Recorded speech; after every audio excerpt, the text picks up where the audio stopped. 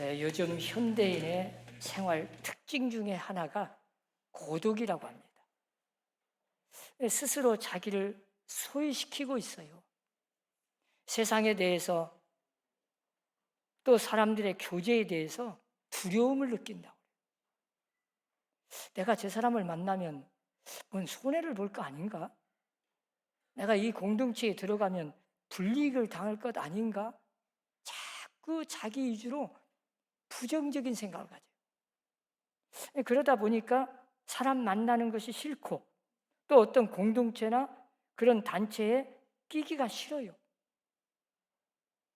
귀찮아요. 그래서 그냥 오직 홀로 혼자 있기를 좋아해. 그렇게 되어가는 성향이 오늘날 현대인에게 너무 많다. 공통적이에요. 그러다 보니까 그 결과가 우울증에 걸려요. 지금 우울증이라는 게 고독에서 오는 거예요. 스스로 소외를 시키는 거죠. 모든 것을 의심하는 의심증 환자들이 많아졌어요. 부정적으로 언제나 바라봐. 그래서 나중에는 절망을 하게 되고 자살까지 하죠. 돈은 많은데 잘 사는데 왜 자살합니까? 이렇게 고독하는 이유가 있다면 그건 확실합니다. 첫째는 불신앙 때문이에요. 하나님도 믿지 못하고 사람도 믿지를 못해. 그리고 두 번째는 교만하기 때문이에요. 겉으로는 안 그런 것 같은데 실제는 교만하니까 친구가 없어요. 교만한 사람은 다 사람이 내 곁을 떠나. 내가 스스로 친구를 쫓아내는 거예요. 사실은 친구가 떠나는 게 아니에요. 그리고 세 번째는 이기적입니다. 어떤 일로도 나는 손해를 안 보려고 그래. 그게 오늘날 마지막 때 징조 중에 하나지만 언제나 자기 위주예요. 남에게 손해를 끼칠지언정 자기는 손해를 안 보려고 그래요. 남이 엄청나게 손해를 봐도 자기가 조금이라도 이익만 있으면 해버리는 그런 사람이 너무 많아졌어요. 참 굉장히 중요한 문제입니다. 그런데 여러분 잘 생각해 보세요. 인간은 본질적으로 고독할 수 없는 존재입니다.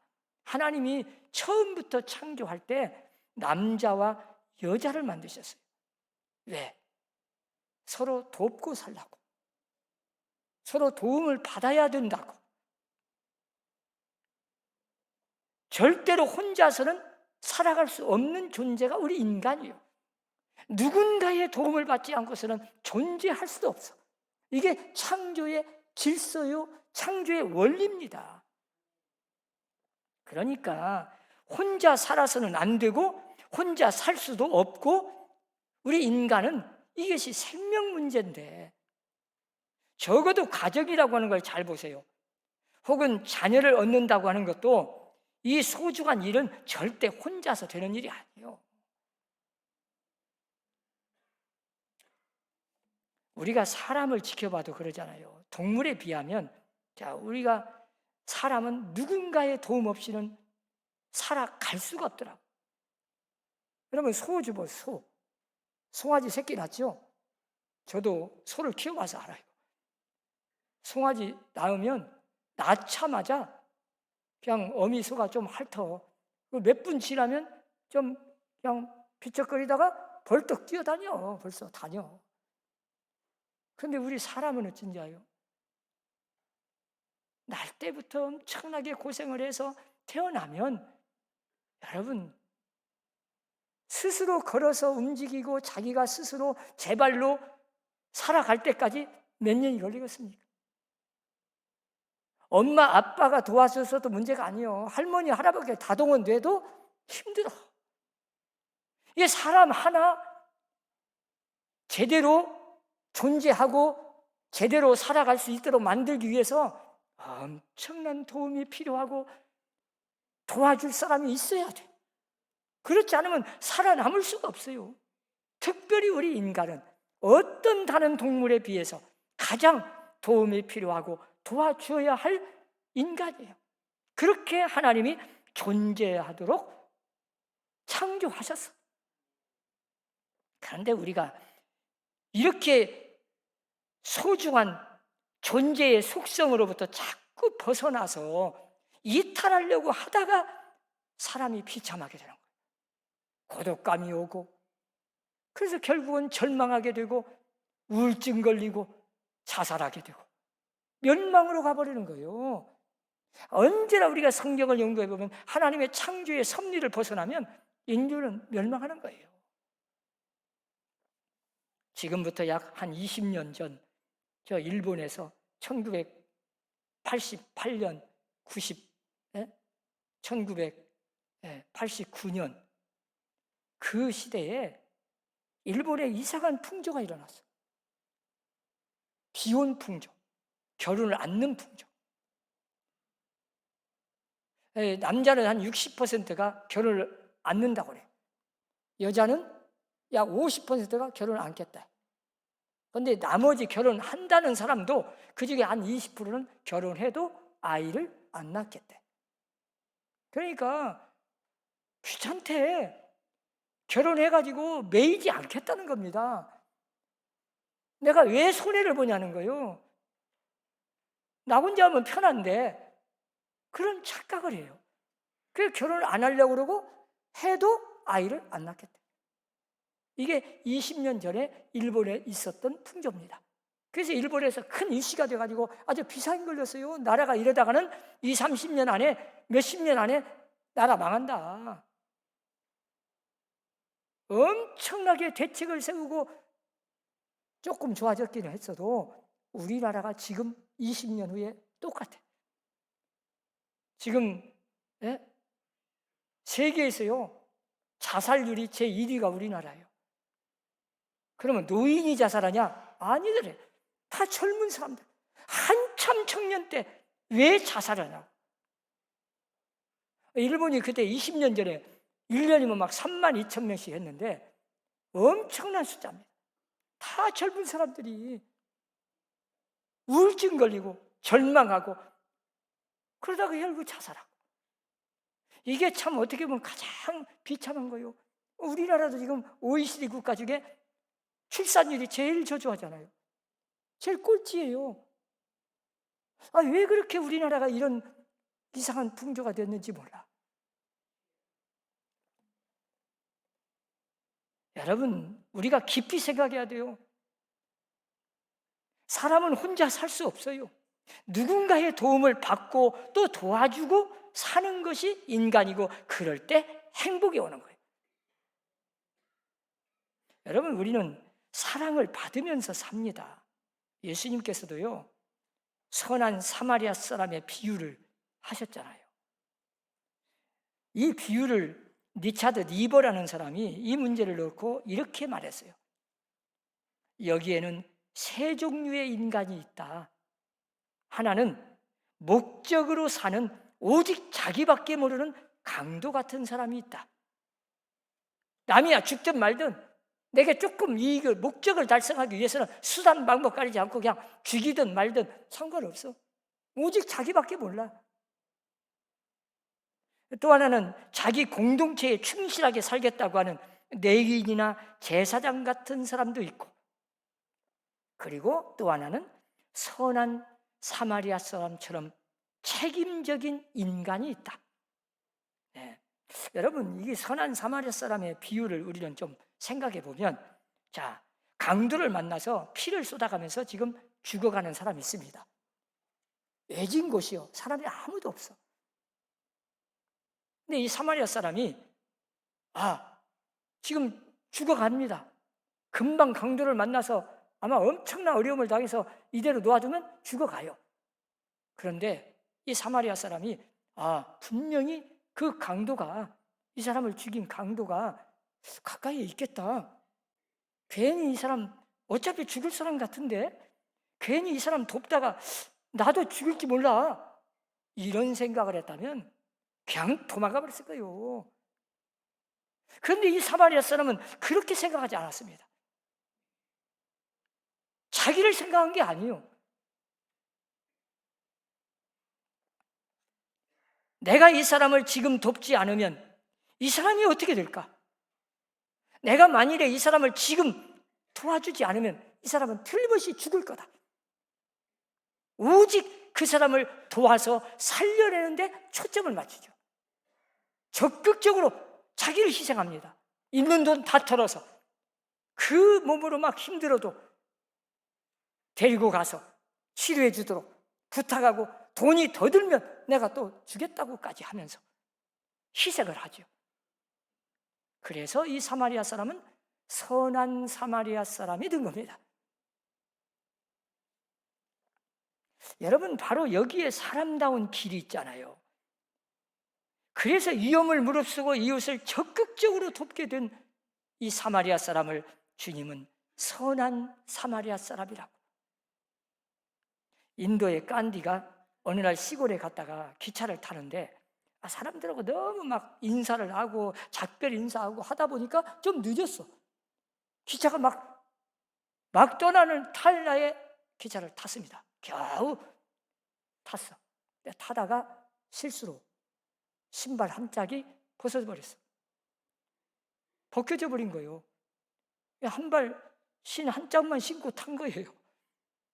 당황을 해가지고 그 순간 그 신고 있던 신발 한 짝을 또다시 벗어가지고 창문을 열고 저 떨어진 그 한 짝 있는 곳에 던졌습니다.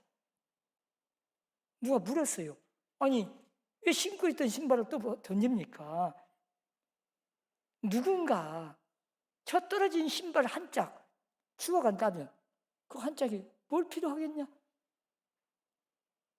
내 이 신발 한 짝까지 던져주어야 그 사람이 유용하게 사용할 것 아닌가? 그 절박한 순간에도 자기를 생각한 게 아니오. 내가 신발 한 짝 잊어버려서 어쩔까? 내가 이거 손해봤는데 이런 생각 가진 게 아닙니다. 저 신발 한 짝 누군가 주워갔을 때 다른 사람을 생각하고 먼저 자기 있는 것을 내던져서 그 사람을 위해서 희생을 한 거죠. 이 생각의 전환점이 자기 중심에서 다른 사람 중심으로 이웃에게로 옮겨간 거죠. 여러분, 우리가 성경에 보면 회개라는 사람, 회개하는 것이 뭡니까? 회개하고 예수 믿는 사람이라는 것은 자기 중심에서 하나님 중심으로 바꿔지는 걸 말합니다. 신앙생활에 가장 무서운 적이 있다면 이기적이죠. 언제나 예수님을 보세요. 십자가에 못 박혀 죽으면서도 피를 쏟아가면서도 하나님, 내가 너무 고통스럽습니다. 나 이 고통을 좀 없애주세요. 그런 기도 안 하셨습니다. 그 죽어가면서 피를 쏟아가면서 가장 인간의 그 죽음 앞에 고통스러운 그 순간에도, 그 절박한 순간에도 하나님, 아버지요, 저들을 용서해 주십시오. 저들의 죄를 사하여 주옵소서. 자기들이 하는 것을 알지 못해서 그러니 하나님, 아버지 용서해 주세요. 자기보다 저 죽이라고 아우성치는 그 무지한 자들, 불쌍한 자들 몰라서 그래요. 용서해 달라고 그 백성들을 위해서 기도하는 주님의 모습을 생각해 보세요. 과연 우리는 어떤 모습일까요? 언제나 나 자신을 보고 남을 보려고 하지 말고 다른 사람들이 어떤 모습으로 살아가는가, 나를 얼마나 저 사람이 필요로 하는가, 나보다는 교회를 먼저 생각하고 나보다는 이웃을 먼저 생각하고 나보다는 하나님을 먼저 생각할 줄 아는 사람이 그리스도인 아니겠습니까? 그런데 요즘 현대 교인들은 우리 서남교회 빼놓고 다 교회 상관없습니다. 자기부터 생각해요. 우선 나부터. 내가 교회를 다녀서 무슨 이익이 있을까?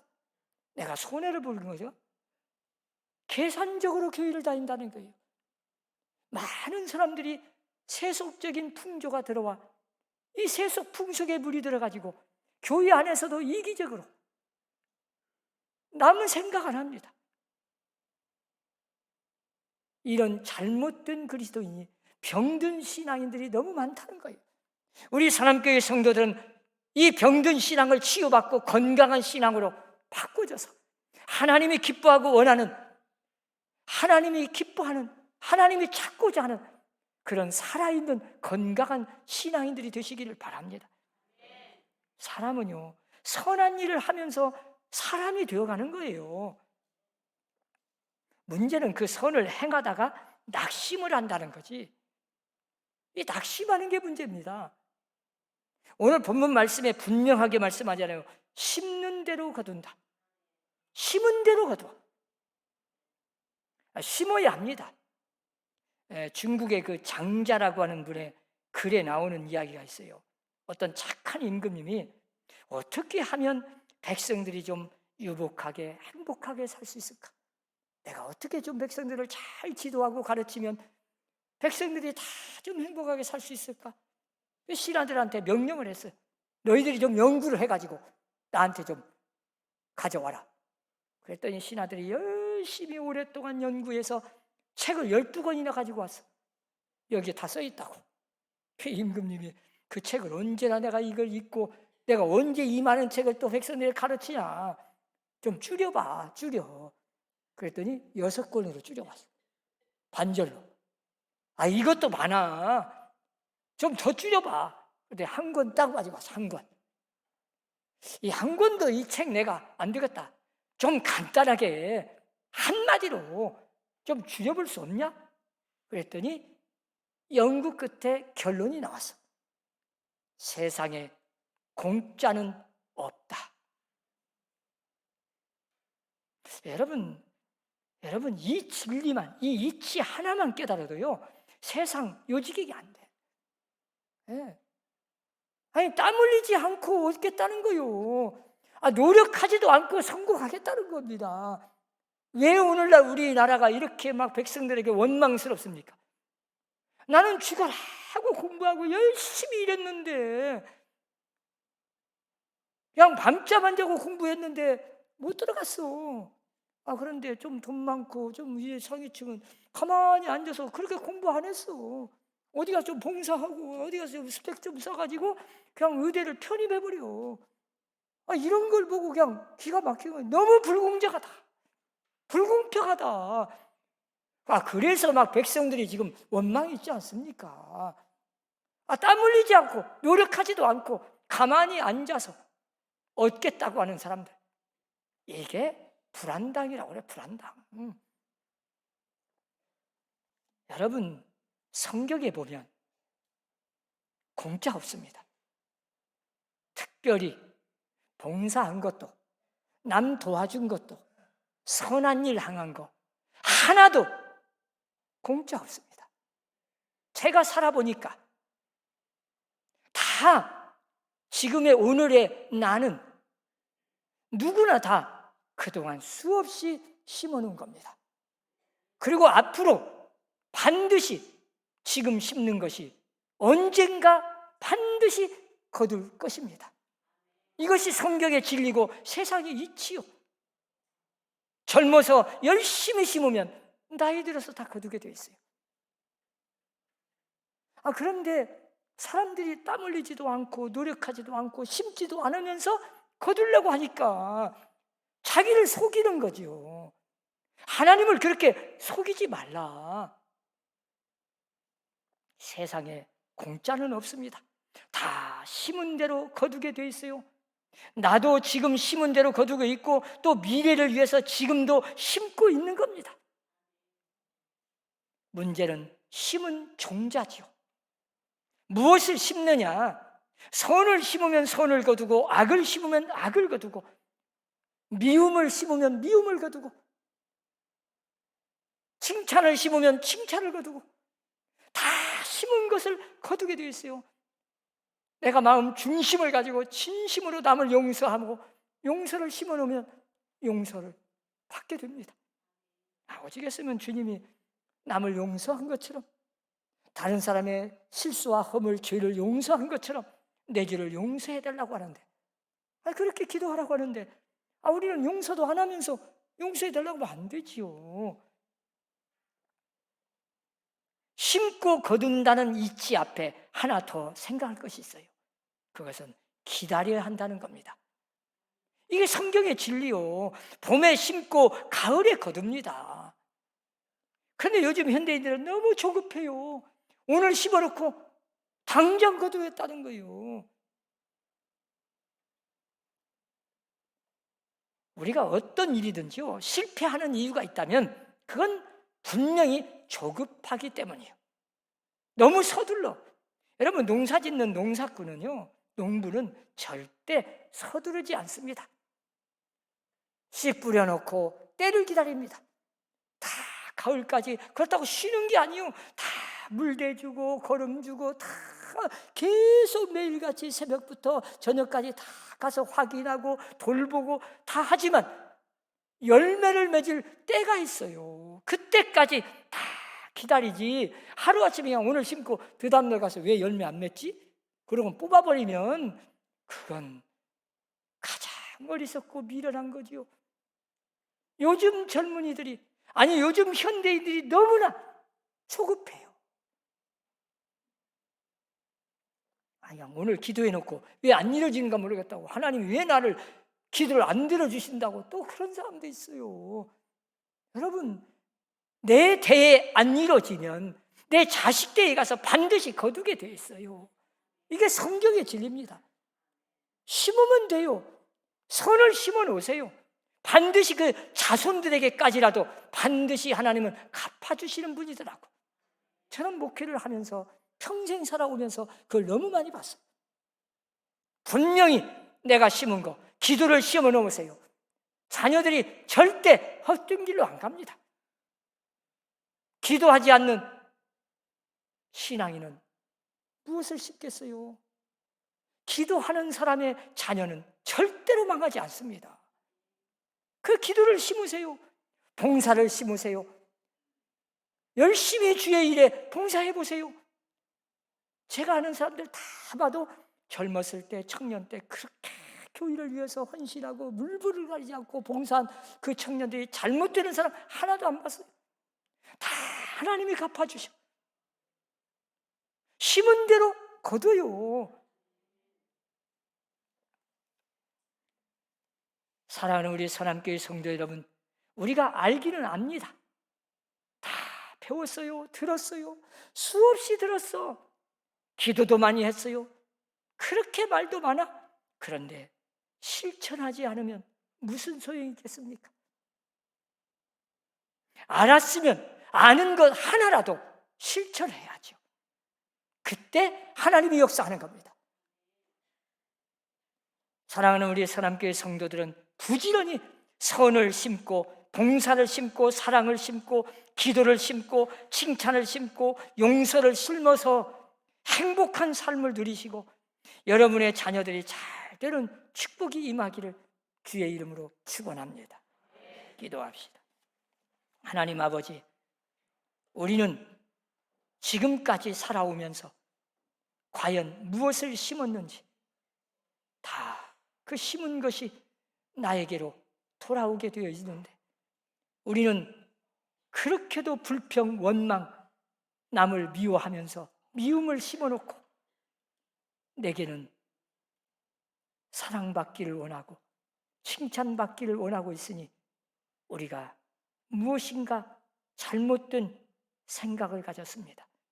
우리의 병든 믿음을 고쳐주시고 치료하셔서 건강한 신앙을 주셔서 무엇이든 심은 대로 거둔다는 이 이치를 깨닫고 하나님 앞에서 진실하게 사랑을 심고 선행을 심고 봉사를 심고 기도를 심고 말씀을 심어 내가 이 땅에 사는 동안 하나님이 주시는 축복을 누리며 살고 그리고 자녀들이 잘 되게 하여 주옵소서. 하나님께서는 다 아십니다. 우리 선함교회 끝까지 지켜주시고 새 성전 건축을 통해서 하나님의 뜻이 이루어지고 새로 부임할 주님이 기뻐하는 종을 통해서 하나님이 마지막 때 선함교회를 통해서 이루시고자 하는 큰 새 일을 행하여 주시옵소서. 예수님 이름으로 기도하옵나이다. 아멘.